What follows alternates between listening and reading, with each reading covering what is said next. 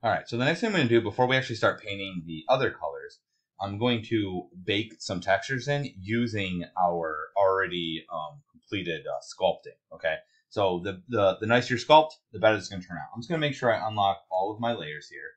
I'm going to lock the shirt because I'm not sure if that's going to affect it or not. I might need to actually remove that. I think what I'm going to do is actually remove this for now. We'll see. Hopefully, if I have it locked, it won't affect it. We'll find out in a second, I guess. Okay. So now what I'm going to do is one of my paint layers. I'm going to leave it on this. That actually doesn't really matter. I don't know why I did that. But anyway, what I want to do is I want to go to UVs and maps. And you'll see this part where it says extract texture maps. Okay. What you want to do is go to new operation. We're going to extract 2 texture maps. So the first one, you can see these are our options. So we can transfer paint layers. So if you have layers on one and you want to put them on another one, or like from one object to another, that's one. The 2 we're going to do, though, are going to be the ambient occlusion and the normal map. Okay, so let's go ahead and do the normal map. Actually, we'll do the ambient occlusion first. So I'm going to choose that. And then we have to do our target model. So basically the idea with this is that what are we going to export out of this? That's what we want this to be. Okay, so the easiest way to do this is actually over here, that big. Over here, I'm just going to do page down until I get to, why is it page down, page down? I don't know what level I'm on. Might be because it's locked. Let's see. I'm just going to do this real quick. Sorry. Okay, we're already on that. Okay.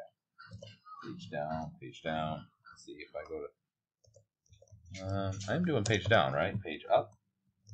Huh. It's not really going... Okay, we'll just do it this way because I'm not sure what's going on there. Let's go back to paint tools. Okay. So we're just going to do... usually I would do add selected. You go to whatever layer you want and go add selected. We'll just do add all. Okay. That's fine. So you can see it's already set up to level 0. So that's good. That's what we want. All right. I just wasn't sure if I was on the right thing. So then we're going to do source model. So basically, what's it going to bake from? So basically, it's going to bake the high resolution details onto the low resolution models. So once again, we'll just do add all. And you can see that it is showing these for the levels. Now, some of them you can see the belt loops is showing 0 because I never subdivided those. Some of these other ones showing 1 for the boots because I've only done 1 level, 1 for the shirt, so on and so forth, right? So actually, here's shirt. I'm going to go ahead and select that and remove it. And we're going to go down here with the shirt too and remove that. Hopefully that won't affect it then. Okay. But the idea here is that you want to make sure that you go to your highest level and you bake to either your lowest level or second lowest level. It's only going to be second lowest level if you're gonna export back out the mid level. So, for instance, if I need to change this, you click on it and then it will let you choose the level. I'm just going to go ahead and just do the highest level. So by default, obviously they're all high level. Quality will do. You could choose best or good. I would also suggest making sure you save this before you do any of these other things. Method. There's raycasting and there's subdivision. So usually they say to do raycasting is better. I'm going to do subdivision because I think it'll be a little bit easier. You can see there's like fewer things. Image resolution. Let's go ahead and do 4096. Edge bleed. Use global is fine. Anti-aliasing. I'm going to do 4x. Obviously, the higher the numbers, the better the quality. But it's going to take longer. Shadow map resolution. Let's do 2048 for that. The type is going to be textures because we're not doing p-text. P-text means per face texturing. It was developed by Disney. Basically, it doesn't use UVs, but you can paint p-text in here, but Maya doesn't accept it, and I don't know that any game engine accepts it, so it's kind of pointless. It's neat. Some programs will, but just none of the ones that we do will. And then it's going to ask for the base. What you want to do is hit this little thing here. It's going to ask where you want to save it. So what you want to do is save to your, there we go. Save to where you're saving. I would say right to your source images folder. Where are you? Clone character and then source images. And then we want to name this. It's going to be our ambient occlusion. So I'm just going to do AMBOCC and then underscore map. We're actually not going to use this, but we'll just do this anyway because it needs to make it in order to create it. And then we'll hit extract. Now, depending on the speed of your computer and so on and so forth, it might take a little while. So you'll see I'll say extracting down here. And then it'll also, when it's done, you'll see it kind of pop up here. I'm going to pause mine because there's no sense in, wait, is it done? Hang on. I'm going to pause mine to make sure that it is indeed done.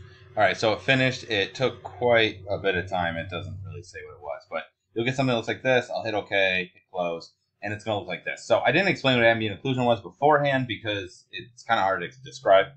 But the idea is that, so ambient occlusion. So occlusion means shadow, and ambient means everywhere, right? So like ambient noise or ambient light, right? It means it comes from all directions. It's just the general like around. So the idea is that you have light all the way around, and then what will happen is that in the crevices, the light will be occluded. So what you'll see is that in certain areas, like in this nose, you'll see it'll be much darker. So I'll turn it off and on so you can kind of, you can't really tell there. I'm trying to think. Let me turn this back on. So you'll see that it will basically sort of highlight shadowy spots. So you can kind of see it here, basically in the crevices and in the dark recesses. Between the legs, you're going to see it's going to make it darker in between because the light will get kind of trapped inside. Okay, and this is a nice way to add sort of like what we call patina. I'll describe that better later on. But you can kind of see here, right? See a little bit of the grit. Now watch. So you can see this doesn't work by default because it's white and black, which is fine, but that's not really doing what we need. One of the things that Mudbox has in it, it's kind of a nice little tool, if you will. It works a lot like Photoshop. So with this layer selected, you can see you actually have layer blending modes, same ones you would have if you were in Photoshop. So I'm going to use multiply.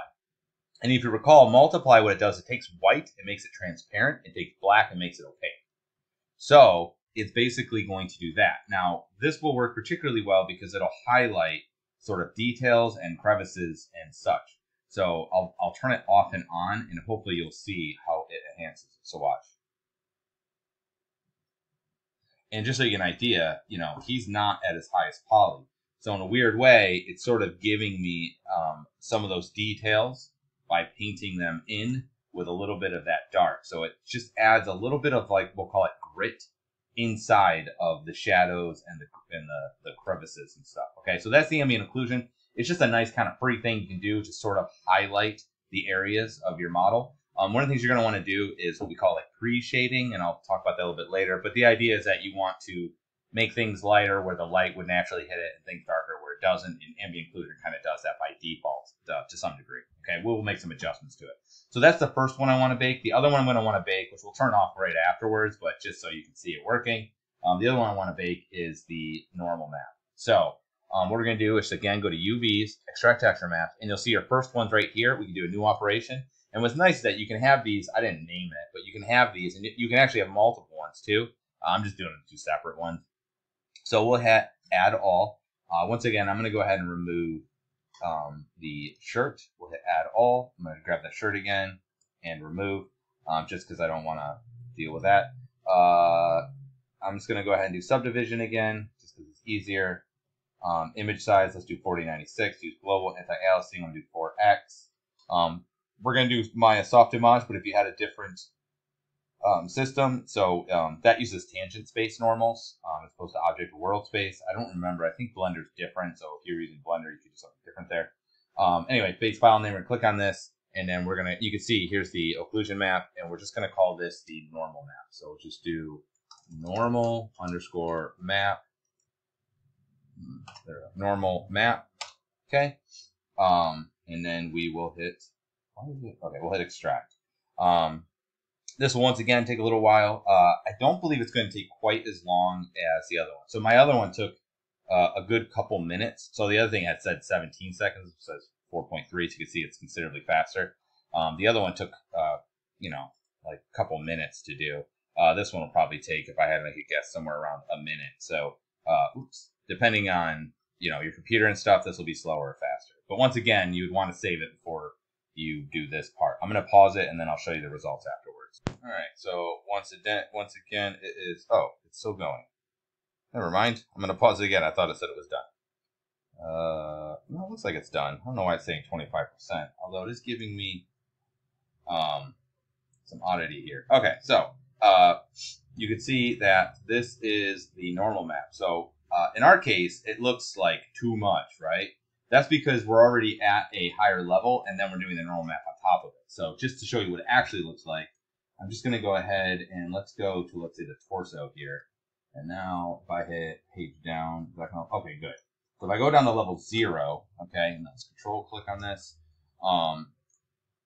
okay, you'll see that now all those like textural details and stuff that was in the higher res sculpt is now showing up on the lower model. So if I hit W, you can see this is the actual model geometry. But if I turn that back off, you can see it baked those high resolution details onto it. Okay, so that's the normal map, which this we aren't going to have to export it out of here because we already baked it, and it's a map that we were putting source images, so we'll just hook it up when we go back into there. But that's how you would create the normal map. All right. Now, you are going to see some issues with the normal map in certain spots. So, for instance, usually between the fingers, I don't know if you see there's like little kind of seams. Wherever there's seams, you're going to see them usually as well. So there's a couple of, so you can see right here, I got some, right? So that's where I cut it earlier. So you'll often see that. So I'm going to show you how to fix that. So what we'll do is we'll go to, let me see, we'll go to layers. I'm going to go to my normal map. Okay. Now, you can paint the normal maps, although it's very difficult to do because of the way it actually works. But I'm going to show you this. We're going to right click on it, and then you're going to go to Solo as Diffuse. Try it again. Oh, there it goes. Okay. What that's going to do is it's actually going to show you what the map looks like, not the results of the map. Okay. And that'll work for specular too. You'll see when we do that later. The reason why that's useful is that now I can see where those seams are a lot more obvious. Okay. So this isn't 100% fixable to some degree, but I can do kind of like a little bit of a fudge, if you will. So what I'm going to do is I'm going to do a semi-sharp fall off. Okay. Then what we're going to do is we're going to do B, and I'm just going to make this much smaller. And I'm not just going to brush because that'll paint that stroke, which doesn't really help me out. Come on. There we go. What I'm going to do instead is undo that. I'm going to hold shift, which is, you know how it's smooth when you sculpt? It's like blur or like smudge in paint. So I'm just going to hold shift, and then I'm just going to kind of fudge this. So if you look, we just kind of blur that out. I'm going to undo that, and we're going to make sure we have symmetry back on. And I'm going to, oops, I was holding control. And we're going to just kind of blur it out like so. Okay, it's not a perfect solution. There's ways of making this better, but this is one of those problems that happen when you do, let's spread that out. And there might even be parts where you're just going to want to like generally just kind of paint it away altogether. So I'm just going to try and basically just where there's seams or there's like weirdness, you know, like this is kind of strong. So I'm just going to try and blur that out a little bit. That feels a little bit too strong.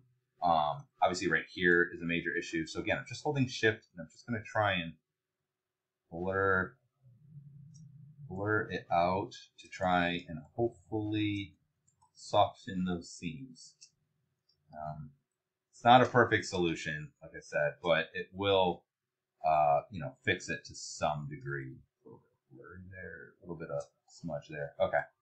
And you can do that all the way through it. I'm not going to worry about doing it all the way through it, but just so you got to kind of balance how much blur you want to do versus, you know, the seamage. Okay, so I'll just do that. Once you're done, you can see that's a special icon. You just right click and you go unsolo. All right, and now you'll see a little bit of blurriness in there. Worse than usual. Anyway, but that's one way of basically fixing it, is doing that. Okay, but we're not going to use that right now because that was but you are going to need that eventually, and that's how we do it. Okay, so I'm going to go ahead and turn this one off. Now what you'll notice is, I didn't show this earlier, but we have a diffuse channel and a normal channel, and then if we do specular and so on and so forth, those will all show up here as well. Okay, so I'm going to hopefully, does page up? Yes, it does. Okay, good. I just want to make sure that it was indeed going to still smooth it out a bit. All right, great. Okay, so that is roughly how we are going to bake our maps. And that's a good starting point. So we have the base colors, we have the map, our basic maps baked. Next we're going to do is add some, just some layering of painting over top of the character. I'll just give you a general workflow of what I do after I've gotten this part done.